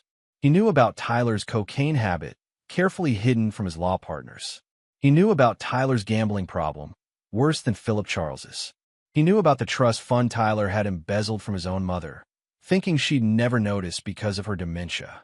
Most importantly, Rex knew about Tyler's real father, the one Tyler thought no one knew about, the one who would be very interested to learn he had a son, the one who ran the most feared crime family on the East Coast. Rex had been saving that particular revelation for the right moment. As he closed the divorce files, Rex felt the familiar calm that came before action. He'd spent months in preparation, and now the war was beginning. Gwen and Tyler thought they were hunters, but they'd made one crucial mistake. They'd chosen to hunt the apex predator. Chapter 4. The Trap Springs. 2 weeks after the divorce papers were served, Rex watched from his surveillance center as his plan began to unfold. Tyler Rivers was about to have the worst day of his life, and he didn't even know it yet. Lynn Chung had exceeded Rex's expectations. Within 5 days, she'd accidentally bumped into Tyler at his favorite coffee shop, spilling espresso all over his expensive suit. By day 7, they were having dinner at the city's most exclusive restaurant. By day 14, Tyler was canceling meetings with Gwen to spend time with his new obsession. Rex watched the feed from the camera Lynn had planted in Tyler's downtown penthouse. Tyler was pacing, phone pressed to his ear, while Lynn lounged on his Italian leather sofa, wearing nothing but one of his shirts. "Gwen, I told you, something came up," Tyler was saying. "We can discuss the deposition prep tomorrow." Gwen's voice came through clearly, sharp with anger. "Tyler, I'm paying you a fortune to destroy my husband, not to chase after some Asian girl you picked up in a coffee shop." Rex smiled. Racial slurs weren't a good look in divorce proceedings, especially when they were being recorded. "Don't talk about Lynn that way," Tyler snapped. "And don't tell me how to do my job. I've been handling divorces since before you knew what a prenup was. Maybe I should find a new attorney. Good luck. After what your husband pulled at the wedding, no decent firm in the city will touch you." Tyler hung up and turned to Lynn, who was pretending to read a magazine. "Sorry about that, baby. Client drama." Lynn looked up with perfectly crafted concern. "The woman from the other night?" She seemed intense. "Gwen's just stressed. Her husband turned out to be more than she bargained for." "What do you mean?" Tyler sat beside her, running his hand through her long black hair. "Let's just say Rex Hastings isn't the simple mechanic everyone thought he was. The man has resources we didn't expect. Resources, money, information, the kind of connections that make problems disappear." Lynn moved closer, her voice dropping to a whisper. "That sounds dangerous. Are you safe?" "I'm fine. I've handled worse than Rex Hastings." Rex laughed at that. Tyler had no idea what he was dealing with. The intercom in Rex's study buzzed. "Boss, Kenneth's here," came Darren's voice. "Send him down." Kenneth Atkins descended into the study carrying a thick manila folder. The private investigator looked tired but satisfied, the expression of a man who'd been up all night gathering dirt. "You're going to love this," Kenneth said, dropping the folder on Rex's desk. Tyler Rivers just made the biggest mistake of his life. Rex opened the folder and began reading. The first document was a bank statement showing a $2 million transfer from Tyler's trust account to an offshore bank in the Cayman Islands. The second was a recorded phone conversation between Tyler and a man named Bobby Bennett, discussing the laundering of money from a construction fraud scheme. "How did you get this?" Rex asked. "Tyler's been using a new accountant, Mitchell Doherty. Mitchell's good at hiding money, but he's better at keeping records for insurance." When I explained that Tyler was about to be investigated by both the FBI and the State Bar Association, Mitchell decided cooperation was his best option. Rex continued reading. Tyler hadn't just been stealing from divorce clients. He'd been running a complex fraud operation involving construction contracts, environmental cleanup funds, and insurance settlements. The man had stolen over $15 million in the past 3 years. "There's more," Kenneth said. "Tyler's been blackmailing some of his clients. Remember Renee Vasquez, the pharmaceutical heiress who divorced her husband last year?" Rex nodded. The Vasquez divorce had been front-page news, a bitter battle that ended with the husband getting almost nothing. Tyler has videos of her killing her first husband. Made it look like a heart attack, but she used a rare poison that Tyler helped her obtain. He's been bleeding her for $2 million a year to keep quiet. Rex set down the documents. How many people has this man destroyed? Directly? At least 20 families. Indirectly? Hundreds. The construction fraud alone put 3 companies out of business. 400 jobs lost. Rex felt the cold anger building in his chest. Tyler Rivers wasn't just a criminal. He was a predator who destroyed lives for profit. The kind of man Rex had been trained to eliminate. "Kenneth, I need you to compile everything into 3 packages. 1 goes to the FBI, 1 to the district attorney, and 1 to the State Bar Association. But don't deliver them yet." "What's the timeline?" "I want Tyler to understand what's coming. Give him the fear first, then the consequences." Rex's phone buzzed with a text from Lynn. "T confessed to GW affair. Says she was supposed to be quick mark, but turned into liability. Planning to frame her for emotional abuse claims. Wants her psychiatric evaluation to show instability. Will testify against her if needed." Rex smiled. Tyler Rivers was about to learn that betraying your conspirators was a dangerous game. But before Rex could respond to Lynn, his security system chimed with an alert. Someone was approaching the house. The monitors showed Gwen's Mercedes pulling into the driveway, followed by a police cruiser. Rex watched as Gwen got out of her car and spoke to the uniformed officers. She was animated, gesturing toward the house, clearly upset about something. After a brief conversation, she led the officers to the front door. The doorbell rang. Rex checked his appearance in the mirror, grease-stained work shirt, old jeans, the image of a simple mechanic. He climbed the stairs and opened the door with a confused expression. "Mr. Hastings?" The older officer was polite but wary. "I'm Officer Jesus Rocha. This is Officer Edwin McCann. We've had a complaint about some disturbing materials found on your wife's computer." Rex frowned. "What kind of materials?" Gwen stepped forward, her face a mask of righteous indignation. "Don't act innocent, Rex. The photographs, the surveillance videos, the files about my family and friends. My attorney says it's stalking and harassment." "I'm sorry, officers, but I don't know what she's talking about." Officer Rocha held up a tablet, showing what appeared to be screenshots from Rex's surveillance system.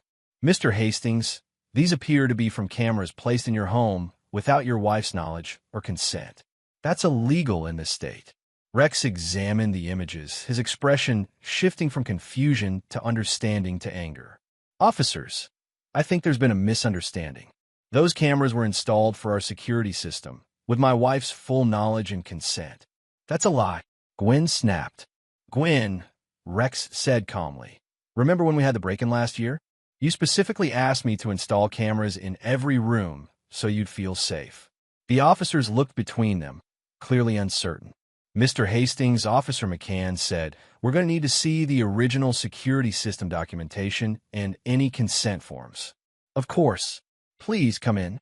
As they entered the house, Rex smiled inwardly. Gwen had just made another critical mistake. By involving the police, she'd opened the door for Rex to reveal exactly what his cameras had recorded. And what they'd recorded would destroy her. Chapter 5. The News Titans. The police had been gone for 2 hours, but the damage was done. Officer Rocha had taken copies of the security system documentation, all perfectly legal, along with Gwen's signed consent forms and several sample videos that showed her explicitly approving the camera locations. What the officers hadn't seen were the recordings Rex planned to release at the right moment. Now Rex sat in his study, watching multiple feeds as his enemies made mistake after mistake. On one screen, Tyler was having a heated phone conversation with someone at his law firm. On another, Gwen was at her parents' house, screaming at her mother while Philip cowered in his study. On a third, Lynn was photographing documents from Tyler's home safe. It was beautiful orchestration. Rex's secure phone rang. The number only 3 people in the world knew. Hastings. "Rex, it's Orlando Newton." The voice belonged to his former commanding officer, now a deputy director at the Department of Defense. "I got a message. Are you sure you want to use this asset?" "I'm sure. Adam Wynn is not a subtle man, Rex. When he moves against a target, there's usually nothing left. That's exactly what I need." Orlando was quiet for a moment. "The target has family? A mother with dementia in a care facility. She's the only innocent in this equation. She'll be protected, but everyone else." "I understand. 24 hours, Rex."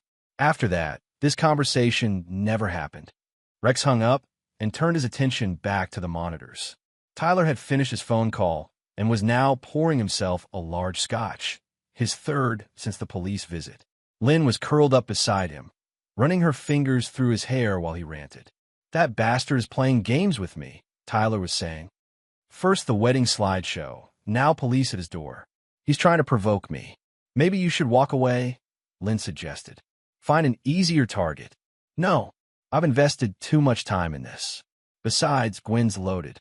Her family has money going back generations. What if he has more resources than you think?" Tyler laughed bitterly. "He's a mechanic, Lynn. He lives in his mother's basement and drives a pickup truck. Whatever money he had for that slideshow, it's probably gone." Rex made a note to send Tyler a gift, something that would show him exactly how wrong he was. His regular phone buzzed with a text from Kenneth. Package delivered to Tyler's office.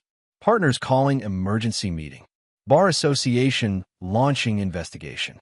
FBI requesting interview. Perfect timing.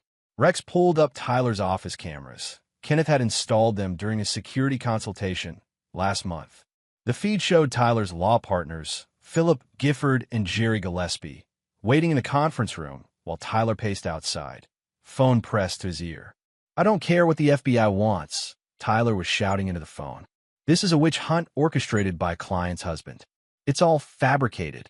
Through the conference room window, Rex could see Philip Gifford reviewing the evidence Kenneth had compiled. The man's face was growing paler by the page. "Tyler," Jerry called out, "get in here. Now." Tyler entered the conference room and closed the door. Rex turned up the audio. "Sit down," Philip said quietly. "We need to talk about these allegations." "They're all lies, Philip. Rex Hastings is." "Tyler." Jerry's voice was deadly calm. "Did you or did you not steal $2 million from the Vasquez estate?" "That's ridiculous. Because we have bank records showing transfers from our trust account to offshore banks in the Cayman Islands. Transfers that you authorized." Tyler's face went white. That's for legitimate case expenses. $2 million in case expenses." Philip stood up. "Tyler, we've been partners for 8 years. I've known you since law school. Don't lie to my face. I can explain." "Explain this," Jerry said, sliding a photograph across the table. "This is you meeting with Bobby Bennett last month. Bobby Bennett, who's currently under investigation for construction fraud. The same Bobby Bennett who's named in these FBI documents as a co-conspirator. Tyler sank into his chair. You don't understand. I got over my head. These people, they don't take no for an answer. What people? The ones Bobby works for. They needed someone to launder money through legal settlements. They said if I didn't help, they'd kill me. Rex laughed softly. Tyler was telling the truth, but only part of it. He'd volunteered for the money laundering operation, seeing it as an easy way to make millions. The death threats had come later, when he tried to negotiate a bigger cut. Tyler, Philip said slowly, are you telling us that this law firm has been used to launder money for organized crime? It's not that simple. Answer the question. Yes, Tyler whispered. But I can fix this. I can make it all go away. How? Rex Hastings. He's the one who gave this information to the FBI. If something happens to him, if he has an accident or disappears, the investigation dies with him. The room went dead silent. Rex leaned forward, making sure his recording equipment was capturing every word. Tyler, Jerry said very carefully, are you suggesting we murder a client's husband? I'm suggesting we protect ourselves by any means necessary. Philip Gifford stood up and walked to the door. Security, please escort Mr. Rivers from the building. He's no longer a partner in this firm. Philip, wait. Don't. Jerry was gathering the files from the table. Don't say another word. You've destroyed this firm, Tyler. 20 years of building a reputation, gone because you got greedy. Security guards entered and flanked Tyler. As they let him out, he looked back at his former partners. This isn't over. Rex Hastings is going to pay for what he's done. Rex smiled and made another note. Tyler had just threatened to murder him in front of witnesses. That would be useful in court. But court was the least of Tyler's problems now. Rex picked up his secure phone and dialed Adam Wynn's number. It's time. Understood. The target. Tyler Rivers, downtown penthouse, probably armed and definitely dangerous. Consider him hostile. Rules of engagement. No permanent damage yet. I want him functional but scared. Make him understand that his life belongs to me now. Copy that. What about the woman he's with? Rex glanced at the monitor, showing Lynn curled up on Tyler's couch. She's one of ours. Extract her safely. 20 minutes. Rex hung up and settled back to watch the show. Tyler Rivers was about to learn what happened when you threatened Rex Hastings. And this was just the beginning. Chapter 6. The Hunter Becomes Prey. Tyler Rivers was drunk, angry, and making increasingly poor decisions. Exactly where Rex wanted him. The penthouse cameras showed Tyler pacing like a caged animal, bottle of scotch in one hand, phone in the other.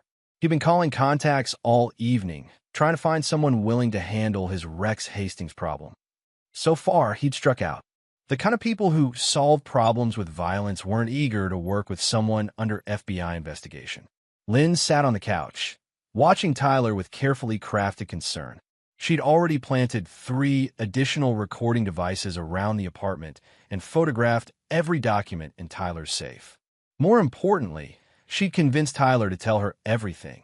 His crimes, his plans, his desperate schemes to escape the trap closing around him. Rex's phone buzzed with a text from Adam Wynn. In position. Ready on your signal. Not yet. Rex wanted Tyler to dig the hole a little deeper first.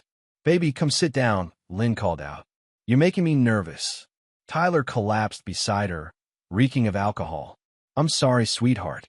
This is just... everything's falling apart. Tell me what's happening. Maybe I can help. Tyler laughed bitterly. Unless you know someone who can make the FBI disappear, I don't think so. What did you do? What didn't I do? Tyler took another drink. Fraud, money laundering, blackmail, theft. I've been stealing from clients for years, Lynn. Millions of dollars. Oh my God. And now, some mechanic, some fucking nobody, has destroyed everything. Rex Hastings uploaded my entire life to the FBI like it was a goddamn email attachment. Lynn moved closer, her hand on Tyler's chest. Who is he really? This Rex? I don't know. Tyler slammed the bottle down. Gwen says he's just a mechanic who lives with his mother, but mechanics don't have the resources to do what he's done. Mechanics don't have FBI connections. What are you going to do? Tyler was quiet for a long moment, staring out at the city lights. I'm going to kill him. Tyler, I'm serious. It's him or me now. If Rex Hastings dies, the investigation dies with him. His evidence becomes hearsay, his recordings inadmissible. I can claim he was stalking and harassing me, that he fabricated everything out of jealousy. What about Gwen? She'll back me up. She hates him more than I do now. Rex texted Adam. Subject just confessed to planned murder. Move in 60 seconds. On the monitor, Tyler was pulling a gun from a drawer, a chrome-plated .45 that he probably thought looked intimidating. He was checking the magazine when the lights in his penthouse suddenly went out. Emergency lighting kicked in, casting everything in an eerie red glow. What the hell? Tyler stood up, gun in hand. Lynn, get behind me. But Lynn was gone. Tyler spun around, searching for her in the dim light. Lynn? Lynn. A voice came from the darkness. Low, calm, professional. Mr. Rivers, please place the weapon on the floor. Who's there? Tyler raised the gun, hands shaking. I'm armed. I know. Place the weapon on the floor and step away from it. Fuck you. The sound that followed was like nothing Tyler had ever heard. A soft whistle, then a solid thunk. The gun flew from his hands as a knife buried itself in the wall an inch from his fingers. Adam stepped into the red light, like something from a nightmare. 6'6", built like a linebacker, with scars covering half his face and dead black eyes that had seen too much death. He wore all black tactical gear and moved with the predatory grace of an apex predator. Mr. Rivers, Adam said conversationally, my employer would like to have a conversation with you. Tyler tried to run. He made it 3 steps before Adam's hand clamped down on his shoulder, stopping him like he'd hit a brick wall. Please don't make this difficult. Who are you? What do you want?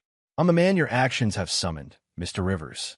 As for what I want, Adam smiled, showing teeth filed to points. I want you to understand that your life now belongs to Rex Hastings. Tyler tried to swing at Adam and found himself on the floor, arm twisted behind his back in a hold that sent lightning up his spine. Good. Now we can talk. Adam dragged Tyler to a chair and zip-tied his hands behind his back. Then he pulled out a tablet and set it on the coffee table. Rex's face appeared on the screen. Hello, Tyler, Rex said calmly. I thought it was time we had a proper conversation. You son of a bitch. Tyler struggled against the zip ties. Do you have any idea who you're fucking with? A small-time lawyer who's been stealing from his clients to pay gambling debts? A pathetic man who's been blackmailing widows and destroying family for profit? Yes, Tyler, I know exactly who you are. I'll destroy you. I'll take everything you have. Rex laughed. With what? Your law license is gone.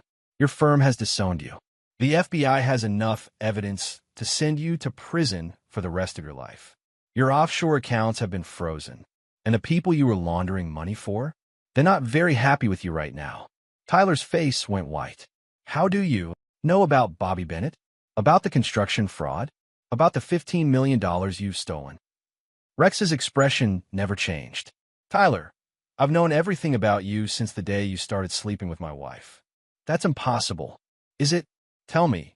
Tyler, how long do you think it takes to destroy a man's life when you have unlimited resources and no conscience? Adam leaned down close to Tyler's ear. The answer is however long Mr. Hastings wants it to take. What do you want? Tyler's voice was barely a whisper. I want you to understand that this is just the beginning, Rex said. Tonight, you're going to disappear for a while. When you come back, you're going to do exactly what I tell you to do. I won't. You will. Because the alternative is much worse than prison, Tyler. The alternative is what happens when Bobby Bennett's bosses find out you've been skimming from their money laundering operation. Tyler slumped in the chair, finally understanding the depth of his situation. Sleep well, Tyler, Rex said as the screen went dark. Tomorrow, we begin your real education. Adam picked up Tyler like he weighed nothing and headed for the door. As they left, Rex could see Lynn emerging from the stairwell, perfectly safe and carrying a bag of additional evidence. Phase 1 was complete. Now the real fun could begin. Chapter 7. The Education of Tyler Rivers. Tyler Rivers had been missing for 72 hours when he finally understood that Rex Hastings was not just another angry husband. He sat in a windowless room that could have been anywhere. A basement, a warehouse, an abandoned building. His chair was bolted to the floor, and despite his best efforts, he couldn't break free from the restraints. Worse, he was starting to suspect that escape wasn't the real problem. The real problem was what Rex had planned for him. Adam entered carrying a tray of food and a laptop. He set both down without a word and activated the computer. Rex's face appeared on the screen, and Tyler noticed he was wearing a different shirt than yesterday. Time was passing in the real world while Tyler sat in this nightmare. "Good morning, Tyler. I trust you're beginning to appreciate your situation." "Let me go," Tyler croaked. His throat was raw from screaming for help that never came. "I will. Eventually. But first, you're going to help me with something." The laptop screen split, showing Rex on one side and what appeared to be a live video feed on the other. Tyler recognized the location immediately. It was Gwen's parents' house. "Your former client is having a difficult week," Rex said conversationally. "The police returned yesterday with a warrant to search her car. Apparently, someone tipped them off about drug residue in the trunk." Tyler watched in horror as officers led Gwen away in handcuffs. She was screaming, fighting against the restraints, looking nothing like the composed woman he'd been sleeping with. "Cocaine possession is a serious charge," Rex continued, "especially when it's found in conjunction with evidence of distribution. Those text messages between you and Gwen about powder and deliveries look quite incriminating to prosecutors. Those were about construction materials for her renovation project. Were they? Because the phone records show those conversations happening at the same time as documented drug purchases from Bobby Bennett's associates." Tyler's blood ran cold. "You planted evidence. Did I? Or did I simply document what was already there?" Rex's smile was terrifying in its calmness. "You see, Tyler, when you've been stealing from drug dealers, they tend to use your services for other things, like moving product through your legitimate business operations." The video feed switched to show Glenn Charles being arrested at his office. He was crying, begging the officers to contact his lawyer. "Glenn's been charged with fraud and embezzlement from his own company," Rex explained. "Apparently, he's been stealing from employee pension funds to pay gambling debts. The evidence is quite conclusive. You're destroying innocent people." Rex's expression didn't change. "Innocent? Glenn Charles stole $2 million from people who trusted him. Your wife has been using your relationship to funnel drugs through her family's legitimate businesses. And Philip Charles." The feed switched again, showing Philip being loaded into an ambulance. "Well, Philip just had a very serious conversation with some people about his gambling debts. Is he dead? Broken legs, broken arms, but alive. Christoph's people are professionals. They know how to send a message without creating a corpse." Tyler was beginning to understand the scope of what Rex had orchestrated. This wasn't just revenge, it was systematic destruction. "What do you want from me?" "Your cooperation. You're going to help me finish this." "I won't." "You will," Rex interrupted. "Because if you don't, the video of you confessing to Renee Vasquez's murder goes to the FBI today." Tyler went white. "What video?" The laptop screen showed Tyler in his penthouse, drunk and angry, telling Lynn about his blackmail schemes. But this wasn't the conversation Tyler remembered. In this version, he was confessing to helping Renee poison her first husband. "That's not. I never said that. Didn't you?" The audio is quite clear. Modern technology makes it very easy to create convincing evidence, Tyler, especially when the source material is extensive. Tyler realized he was looking at deepfake technology, sophisticated enough to fool anyone who was an expert. Rex had taken hours of recorded conversations and created a confession that would destroy Tyler's life. "Here's what's going to happen," Rex continued. "You're going to sign a confession detailing every crime you've committed. You're going to implicate everyone you've worked with. And you're going to transfer what's left of your hidden assets to a charity of my choosing. And if I refuse, then you go to prison for murder. Your remaining family members have tragic accidents. And the people you've been stealing from learn exactly where you are." Adam placed a pen and legal documents in front of Tyler. The confession was already prepared, typed in perfect legal language, detailing crimes Tyler hadn't even remembered committing. "You have 1 hour to decide," Rex said. Choose wisely. The screen went dark, leaving Tyler alone with his thoughts and the weight of his choices. In his study, Rex watched Tyler through the surveillance cameras, noting every micro-expression, every sign of psychological pressure. The man was breaking down exactly as planned. Rex's phone buzzed with a text from Lynn. Mission complete. Tyler's accounts accessed. Total recovery, $18.2 million. Another text, this one from Kenneth. FBI took the bait. Federal task force forming. RICO charges pending. And finally, one from Adam. Subject ready for phase 2. Orders.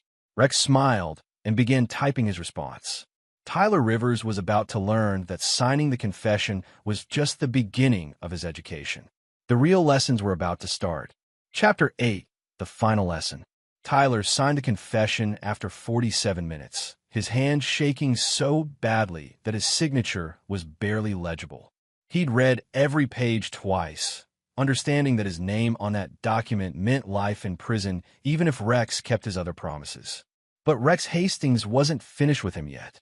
Excellent choice, Rex said when the laptop screen flickered back to life. Now, for phase 2 of your education. I did what you asked. Let me go. Tyler, we haven't even begun to address your real crimes yet. The screen split again, but this time it showed surveillance footage from Ralph Downey's house, the husband who'd killed himself after Tyler destroyed his life. The timestamp showed the day before Ralph's suicide. Tell me about Ralph Downey, Rex said. I don't know what you mean. You don't? Because this video shows you at his house, having what appears to be a very heated conversation. What were you discussing, Tyler? Tyler watched in horror as the footage showed him arguing with a broken man in an empty mansion. Ralph looked like he hadn't slept in weeks, like he'd lost everything that mattered to him. He was threatening to expose my methods. I had to make sure he understood the consequences. The consequences of what? Of talking to the media. Of telling people how I'd manipulated his divorce. And what did you tell him those consequences would be? Tyler was quiet for a long moment. I told him that if he tried to destroy me, I'd make sure he never saw his children again. His children who were already living across the country with their mother? Yes. His children who had been told by their mother that their father was a dangerous criminal who couldn't be trusted? Yes. His children who were never going to see him again, anyway. Tyler's voice was barely a whisper. Yes. So you threatened a suicidal man with losing the only thing he had left to hope for. The next day, he put a gun in his mouth. That wasn't my fault, wasn't it? Rex's voice remained calm, but Tyler could hear the deadly cold underneath. You destroyed his marriage, stole his money, turned his children against him, and then threatened to make sure he'd never see them again. What exactly did you think would happen? Tyler was crying now, understanding for the first time the full weight of what he'd done.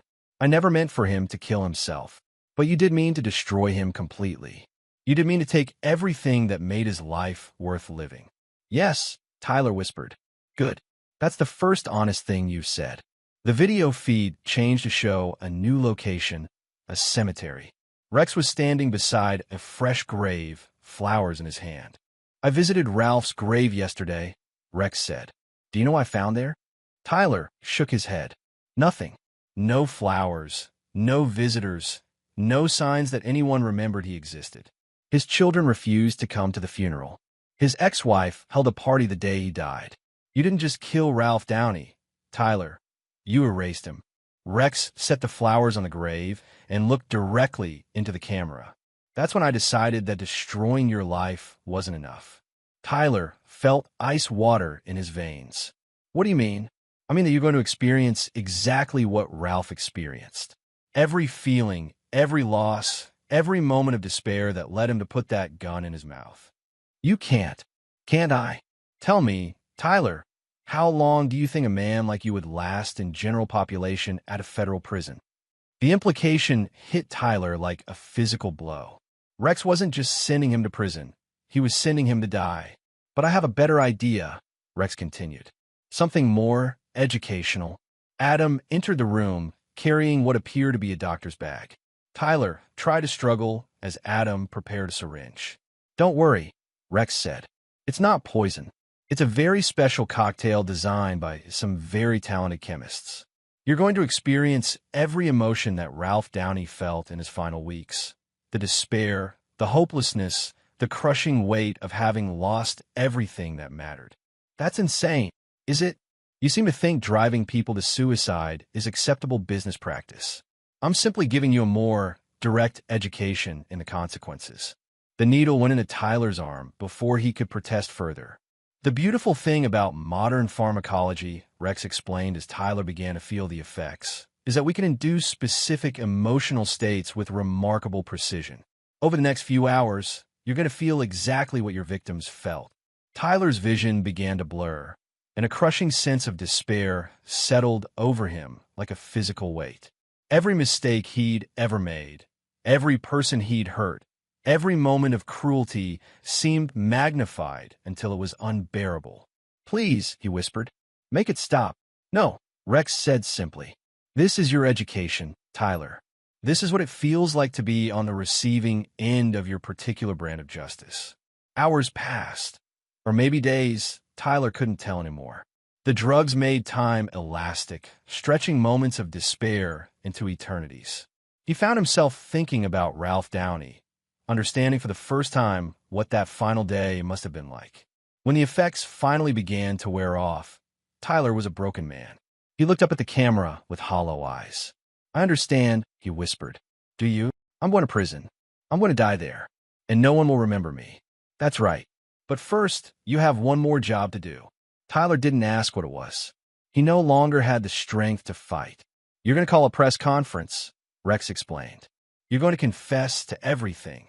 Every crime, every victim, every life you've destroyed.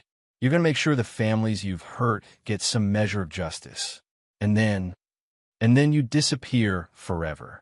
Rex's image faded from the screen, leaving Tyler alone with the weight of his choices and the crushing knowledge that Rex Hastings had won completely. In his study, Rex watched Tyler's broken form on the monitor and felt no satisfaction, no joy, no sense of victory. This had never been about feeling good. It had been about balance. The scales were finally even. Chapter 9. The Last Laugh. 6 months later, Rex Hastings stood in his renovated garage, watching the sunset through clean windows while classic rock played softly in the background. The space had been transformed. No longer a working auto shop, but a showroom for his collection of restored muscle cars. The Camaro he was polishing had belonged to Ralph Downey. Rex had bought it from the estate sale and spent months bringing it back to its former glory. The Tyler Rivers case had closed 3 weeks ago with a guilty plea to 47 federal charges. Tyler had kept his word about the press conference, confessing to crimes spanning a decade and implicating dozens of co-conspirators. The man who emerged from that windowless room bore little resemblance to the arrogant attorney who'd stolen millions from desperate families. Tyler was serving consecutive life sentences in a maximum security federal prison. Rex had made sure he was placed in general population, exactly as promised. According to Kenneth's contacts in the prison system, Tyler spent 23 hours a day in protective custody after 3 separate attempts on his life. The other hour was spent in a concrete exercise yard, alone, counting down the days until someone finally succeeded in killing him. Rex felt no sympathy.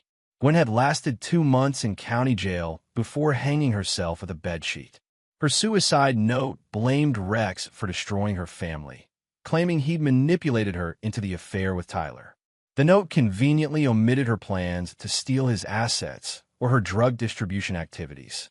Rex had attended the funeral, standing in the back while Philip Charles, wheelchair-bound and broken, buried his daughter. Glenn Charles had disappeared entirely. Officially, he'd fled the country to avoid prosecution for pension fraud. Unofficially, he'd made the mistake of trying to blackmail one of Bobby Bennett's associates and had been dissolved in acid at a chemical processing plant outside the city.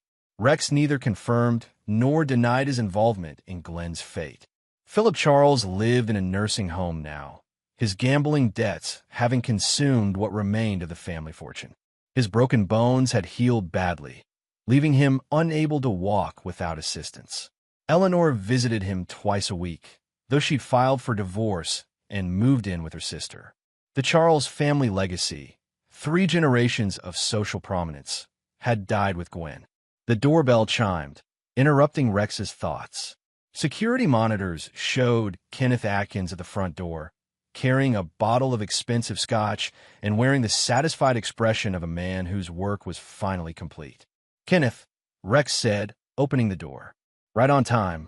The FBI closed the last of the Tyler Rivers investigations today," Kenneth said, following Rex back to the garage. 73 arrests, 24 convictions, over $40 million in recovered assets. They're calling it the biggest white-collar crime bust in state history. "Good." Kenneth poured 2 glasses of scotch and handed one to Rex. The families Tyler destroyed have been made whole. The Downey children received full restitution plus damages. Most of the other victims got their money back with interest. What about the money Tyler had hidden offshore? Every penny recovered. Lynn's work was exceptional. She got access to accounts Tyler thought were completely secure. Rex nodded. Lynn Chung had disappeared after the operation concluded, presumably back to whatever shadow organization employed her. She'd left behind a single note: payment received. Pleasure doing business. Speaking of payments, Kenneth continued, Adams sent his final report. Tyler Rivers was found dead in his cell this morning. Rex felt nothing at the news. Ow! Officially? Heart attack. Unofficially? Someone slipped him a very specific cocktail of drugs that mimicked the symptoms of cardiac arrest. The same cocktail that was used on Ralph Downey's first wife all those years ago. Poetic justice. Tyler had died the same way his blackmail victim had killed her husband. Any loose ends? Rex asked. None. Bobby Bennett's entire organization is either dead or in federal custody. The corruption at Tyler's law firm led to investigations of half the judges in the state. The Charles family assets have been distributed to creditors and charity. It's over, Rex. Rex raised his glass. To Ralph Downey. To Ralph Downey, Kenneth agreed.